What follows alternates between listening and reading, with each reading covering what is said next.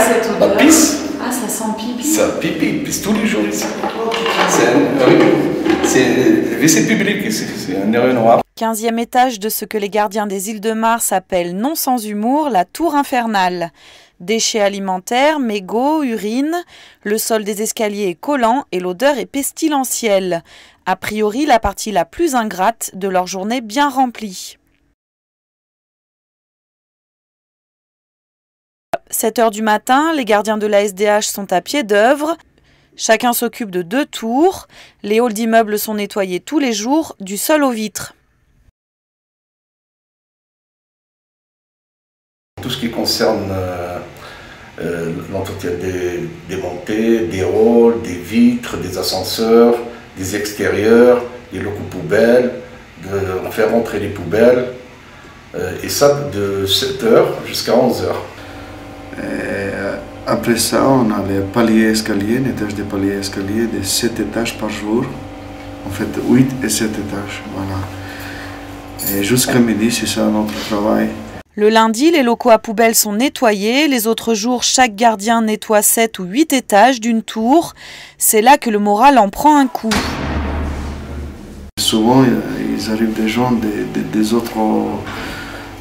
autres secteurs, en fait, qui n'habitent même pas dans le site et qui arrivent à squatter.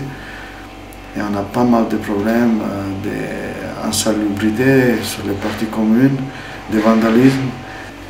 Ça m'inquiète, voilà, de voir des choses qui sont cassées ou vandalisées, voilà, ou qu'on ne fait pas d'attention.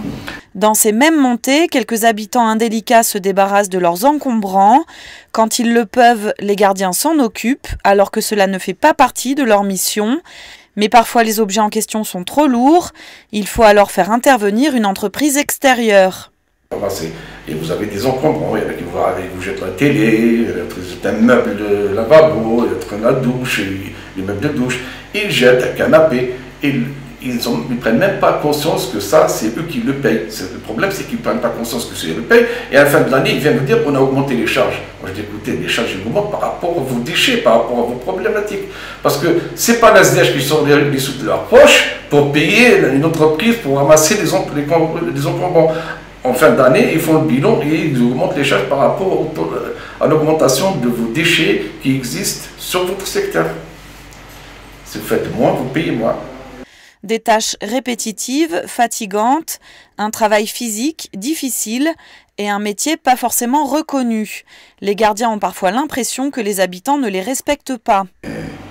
Parfois, surtout quand on voit dans les parties communes, sur les cages d'escalier, qu'il y a certaines personnes qui ne font pas attention ou font exprès de faire leurs besoins, ça nous fait vraiment, on va dire, mal même, parce que là, ça nous donne envie de réfléchir et de se demander, nous, personnellement, voilà, de quoi il est constitué notre travail et qu'est-ce qu'on fait en fait avec notre travail, voilà.